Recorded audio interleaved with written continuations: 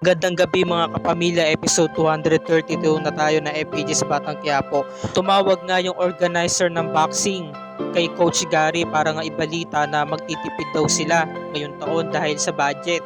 So maaari ay tanging iisa lamang ang boksingero na pwedeng ilaban sa kanilang gym.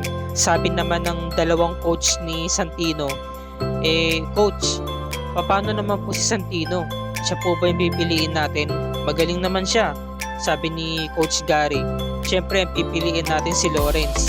Siya ang pambato ng gym na to at siya naman yung top na boxer sa ating gym. Sabi naman nung coach na maintenance, mahusay po si Santino. Kumbaga para tuloy napaisip si Coach Gary kung sino ba talaga sa kanilang dalawa ang pipiliin, kaya nagdesisyon siya. Sabi niya, kailangan nating mamili. At ito na nga, pinuntahan na nga ni Coach Gary kasama yung dalawa pang coach, sina Santino saka si Lawrence. Tinawag niya, Santino, halika. Lawrence, magaling na ba yung kamay mo?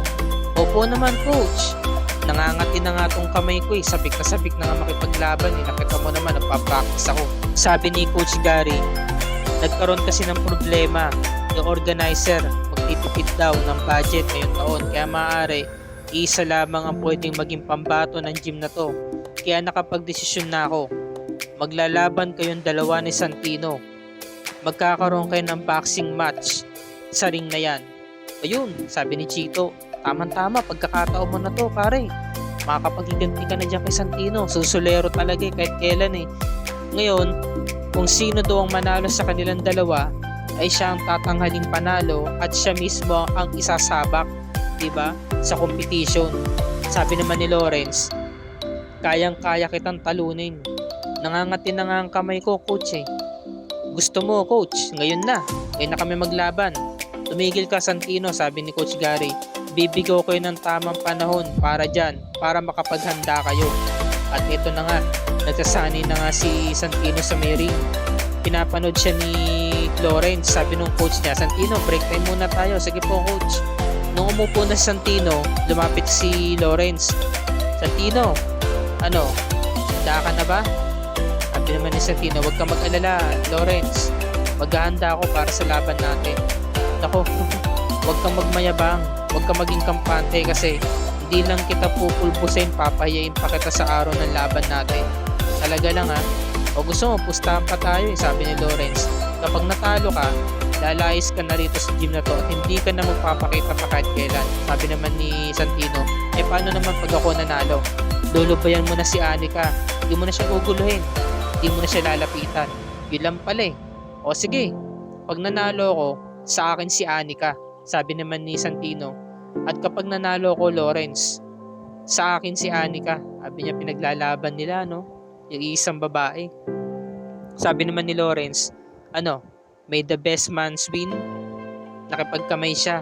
Nakipagkamay rin si Santino, ngunit inalis ni Lawrence yung kamay niya. Hambog talaga, yabang bastos pa hinawi yung buhok niya gumanon Ngayon nagdabog si Santino, pikon si Santino nagdabog hinagis yung gloves niya Ngayon pinapanood siya ni PB sa ni Anika. Sabi ni PB, Anika, nakatulong ba yung pang-aasar ko sa inyong dalawa kanina? Kinilig ka ba? Sabi ni Anika, ikaw talaga PB, at kailan ka hindi ka na nahiya kay Santino, nakakaya kaya yung ginawa mo kanina. Okay kaya yun. Alam mo Anika, pakiramdam ko talaga may gusto rin sa'yo si Santino. Sabi ni Anika, totoo ba? Sa tingin mo meron siyang feelings? Oo naman, natangata naman sa kilos at galaw niya. Alam ba, kanina titig na titig siya sa'yo. Alagkit ng titig niya. Kapag kasama ko nga kayong dalawa, kinikilig ako Nabubuhayan ako ng loob sa inyong dalawa kasi, magbigay ka na kasi ng hint sa kanya. Sabihin mo na kasi yung feelings mo, sabihin mo I love you, sabi ni Anika. Mahal agad? Ikaw na kasing gumawa ng first move. Malay mo, umamin na rin Santino na gusto ka niya. Sabi naman ni Anika, hindi ako makapasa kay Santino kasi baka ayaw niya sa babae na nagsasabi ng feelings, yung umaamin agad. Hindi yan, ako bahala, sabi ni Baby. Samantala, si Colonel Suarez, pinirmahan na nga yung authorization letter at ibinigay na nga kina Mando sa kay Rigor. Siguraduhin ninyo ngayong araw na to magiging makabuluhan ng lakad nyo, sabi ni Rigor sa kani Mando. Opo, Colonel, umalis na nga sila. Ngunit pumunta muna sila sa opisina natanong ni Rigor kay Mando, si Lena nga pala pare pumasok ba? Ayon sa balita, nag-leave daw muna. Ganun ba? Anong dahilan? Di ko alam eh. Ngayon, biglang napuputong si Rigor at biglang napaisip si Mando, bigla siyang nagsalita. Pare, hindi kaya to may kinalaman kahapon? Ano ba ibig mong tumbukin, sabi ni Rigor? Sabi naman ni Mando, di ba pumunta rito yung misis mo, si Tess? Hindi naman pupunta yun dito nung walang dahilan. Di ba nung huling pumunta yun dito sa presinto pinuntahan niya si Allen Tindeng saka si Tanggol nung nakulong. Tapos ngayon lang ulit na ulit. Pakarandom ko talaga may kinalaman yun. Pare, eto concern lang ako. Mabuting tao si Marites, mabuti siyang asawa. Maaruga, maalaga sa mga anak, mapagmahal. Kaya sana naman, Rigor, huwag mo nasaktan ng puso niya. Huwag mo siyang hayaan. Pangalagaan mo siya, mahalin mo siya. Sabi naman ni Rigor, pare, maraming salamat sa concern mo. Pero sa akin lang, trabaho sana ang inaatupag natin ngayon. Ang dami na nangyari. No? Ang dami ng mga problema bumabagabag sa isipan ko. Pumapasok sa isipan ko. Bukod dyan, katatapos lang ng operasyon natin. Kaya sa akin lang pare, unahin lang muna natin ang trabaho bago ang iba, bago ang mga personal na bagay pati buhay. Tinamaan si Rigor Kaya nainis siya Hindi niya kasi nagustuhan yung sinabi ni Mando. Kumbaga kasi si Mando, concerned siya bilang matalik na magkaibigan. Sabi naman ni Rigor, hindi naman maapektuhan ang pagkakaibigan natin Salamat sa concern mo. Naging mainit yung usapan nila dito Samantala dumako na tayo kay Tanggol, na kung saan talagang napakatibay talaga nilang dalawa ni Bubbles. Ito namang si Ramon, dire-diretso ang daan niya. Ngunit napahinto sila kasi sabi ni Severino, bossing, yan yun, siya yun. Nagkita sila harapan. Sabi ni Ramon, ibalik mo sa akin si Monique. Sabi ni Tanggol, hindi ko siya ibabalik sa'yo. Hindi na siya mapapasayo dahil sa akin na siya. Hindi ko na siya ibabalik pa si Mokang. Talagang sinabi talaga ni Tanggol yun harapan kina Ramon. Ang lakas pa nga ng sigaw niya rito Sumisigaw rito si Tanggol Anong nangyari? Nagpaulan agad siya ng bala. Kaya na-interrupt yung mga kalaban. Nagkaalasan Parang meron dumaan na matalas na bagay sa gitna kaya nagkaalasan sila Nakatago agad Anong nangyari? Nawala si Tanggol, nagpahabol. Ang bibilis ng mga kalaban kahit saan magpunta si Tanggol, naabutan siya Ayan, patay lahat yan. Yung mga sumasalubong kay Tanggol, yung mga lumalabas, patay. Sa lubong ng bale, salo nila yung mga bale. Ngayon nagtago rito si Tanggol sa may likuran ng tren. Anong nangyari? Naisipan niyang umakyat. Bago siya umakyat sa taas, nakita siya ni Bubbles. Sabi ni Bubbles, Tanggol, mag-iingat ka. Tumango si Bubbles. Ibig sabihin salamat. Mag-iingat ako.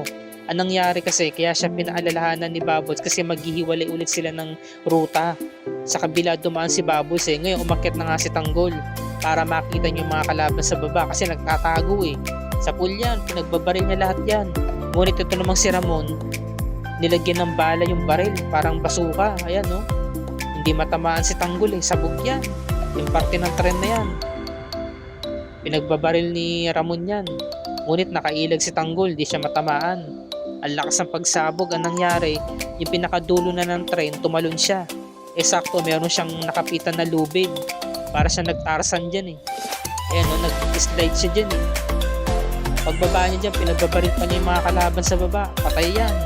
Ngayon ang nangyari, binaril ni Ramon yung pinaka gitnang bahagi ng lubid kaya napigtal. Nung napigtal, sakto naman sinagarte si Tanggol, nabagsak sa pinaka-slide.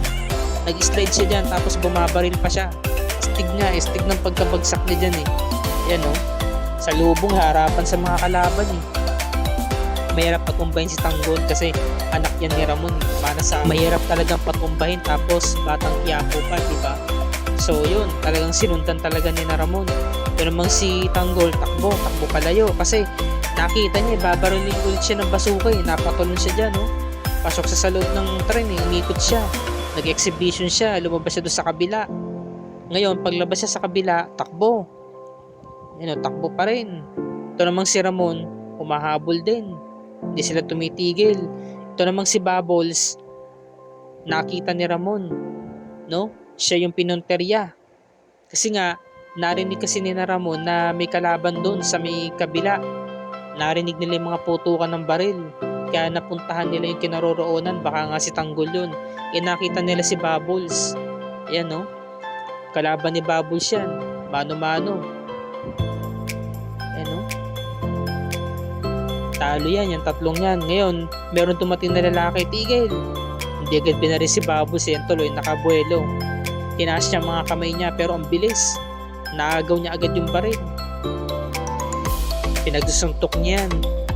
Ganda ng martial arts eh. Ganda ng moves niya dyan eh. Takbo siya. Kala ko nga mababaril dito si Bubbles eh. Kala ko maano siya eh. Mapupuruan siya dyan sa pagkakataon niya. Kahit yung dapis lang. Pero ang galing. Talagang bihasa.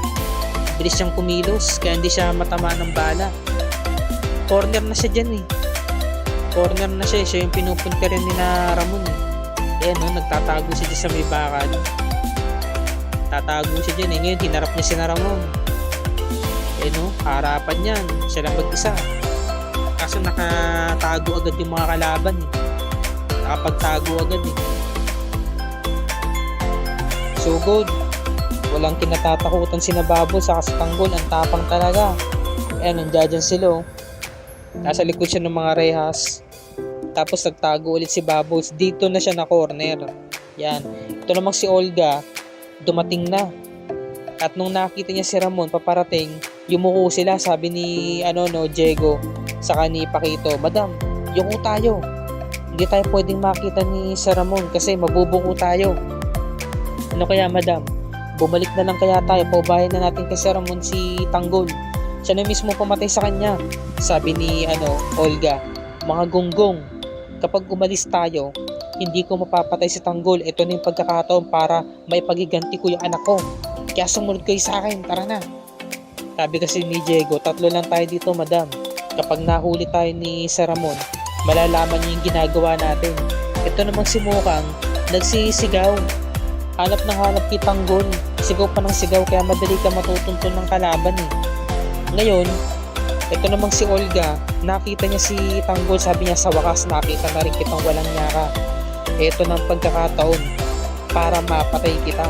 Kasi si Tanggol kasi hinarap niya yung mga kalaban. Nagtago siya sa likod ng train.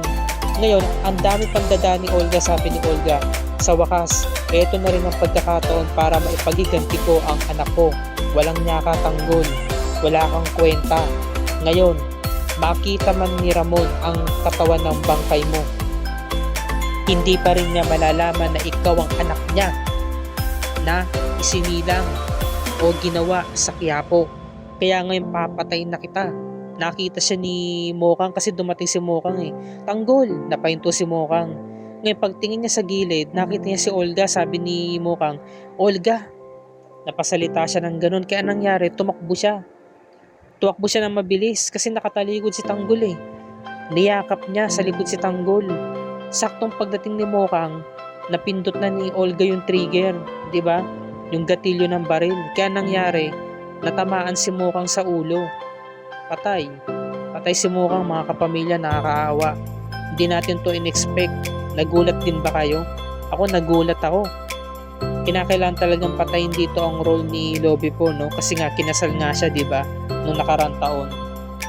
So ito na yung dahilan kung bakit pinatay yung karakter niya rito bilang si Monique. So nakakaawa. Talagang hindi talaga bubuhayin kasi sa ulo eh, sa noo. Pero kung hindi dumating si Mokang, sa ulo tatamaan si Tanggol eh. Kasi doon nakatutok yung baril eh. Diba? Talagang tutuluyan talaga ni Olga eh. Sabi nga ni Tanggol dito, "Mokang, ba't mo yung ginawa?" Sumigaw na lamang siya, no? Habang siya umiiyak. Hindi na nakapagsalita si Mokang kasi sa ulo ang tama eh. No? Namatay siya na dilat ang mata at lumunga si Mokang bago nalagutan ng hininga. At dito na po nagtatapos ang ating review and recap para sa gabing ito, mga kapamilya. Kung bago ka pa lamang sa aking channel, kung maaari makahingi ako sa ilang munting subscribe at i-click mo na rin ang bell icon para lagi ka updated sa mga episodes ng FPG's Batang Quiapo and other kapamilya shows tulad nito. Magandang gabi, Happy New Year mga kapamilya, happy viewing, and God bless us all.